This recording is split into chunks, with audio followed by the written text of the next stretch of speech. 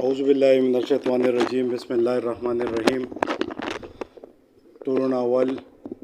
ما سره په سټیج ناس زما مشران، ما د مخامخ ناس زما مشران او زما همزولي، زما کشران، زما مرګري په جمع باندې السلام علیکم.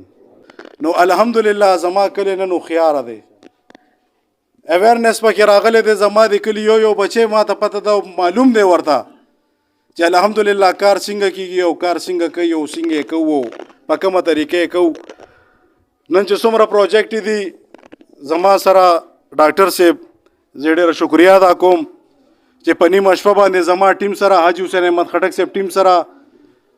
په نیمه شپه باندې چې کوم دی موږ سره په کانټیکټ کې وي، په رابطه کې وي، او د هغه ډېره شکریا ادا کوم چې ما ورته ویلي دي چې ډاکټر صاحب اسلام آباد او پېښور سیکرټریټ او د پی ایم هاوس او سی ایم هاوس دا ماته پرېږده، او د کلي چې کوم د کار وي امې تاله در پرېښی دی، او چې کوم ځای کې ته مشکل پیدا کېږي ته یو ټلیفون کوه او بندې لارې به ته کولاوم انشاءالله. نن چې کوم دی مونږ دا خبرې سیاسي کول نه غواړم، خو ډېر داسې کارونه دي ډاکټر صاحب ته د دې خبره علم دی چې زمونږ خپې چې څنګه ډاکټر صاحب وویلې، حیدر بھائی ویلې چې مونږ ته دا پکار دي چې مونږ د یو کس خدمت، د کلي خدمت چې څوک کوي هغه سره ملاتړ ودرېږي. دلته کې چې کوم دی د کلي خدمت څوک کوي همغه کس راپاسي او هغه خپې والی کېږي. نو زه خدا را د یو درخواست کوم د عاجزۍ او یو ریکویسټ کوم زه خپل مشرانو ته، کشرانو ته، همزولو ته چې کم سے کم د ما د کلي کې چې کم کار کېږي هغه چا نه پټ نه دی، هغه نن سبا ټولو کې اویرنس شته، پوه دي چې دا څوک کوي، خو کم سے کم خپې مه وایي. یو کار تاسو نه کېږي بل ته ووایي ابې درته وکړي، خو کم سے کم یو کار مه بندوئ. ډاکټر صاحب خو پکې دا خبرې ونه کړي، خو زه بیا ته ښکاره کوم چې په موږ باندې 3 درخواستونه هم شوي دي، او هغه که څوک وایي چې درخواست نه دی شوی نو هغه برته زه ښیم هم انشاءالله. اوس هم را سره په دې موبایل کې پروت دی، که څوک یې نه مني اوس هم درته په دې موبایل کې زه خولی شم، ما سره اوس هم پراته دي چې زما په ټیم باندې ما باندې درخواستونه کېږي. کم سے کم مونږ خو د کلي والده دا پکار دي چې تاسو راپاسئ، تاسو زموږ تپوس وکئ، ځکه مونږ تاسو دپاره منډې وو، تاسو دپاره کارونه کوو. ما درته چې کوم دی کور پرېښی دی، اسلام آباد پرېښی، فیسلیټیز مې ته پرېښي دي، او هغې باوجود هم زه تاسو سره څنګ په څنګ ولاړ یم. تاسو ته دا پکار دي چې زما تپوس تاسو وکئ. تاسو الټه دلته کې ډرامې کوئ او درخواستونه په مونږ باندې ورکوئ. تاسو به یو نه 10 درخواستونه ورکوئ او زه به درته بار بار کینسلوم، او اوس به هم درته کینسل کړي دي، نران دي شي یو ځل بیا ورکوئ درخواست. دا زما میسج دی او زه ګورم چې څوک یې درخواست ورکوي. باقي دا ماحول نه به سیاست ماحول نه جوړو، خو کاینډلی یو ریکویسټ کوم خپل کلي ته چې کم کس په دې کلي کې کار کوي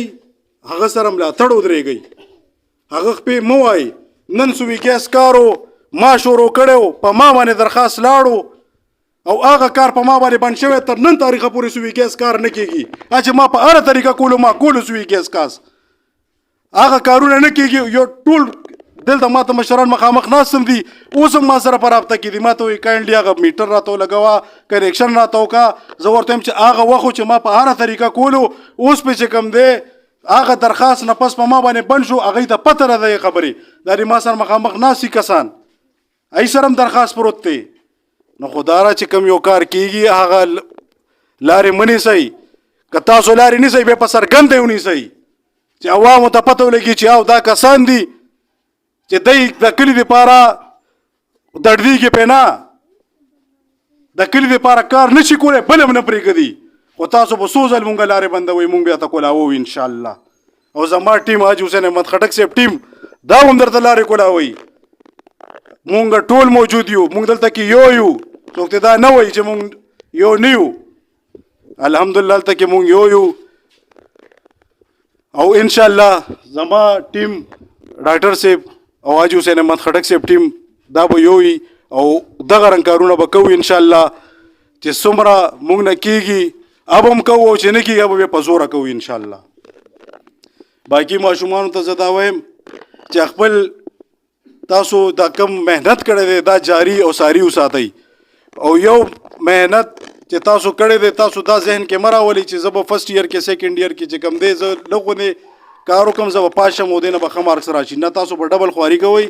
او انشاءالله تاسو به دا ثابتوئ چې تاسو به یو ښه کالج ته ځئ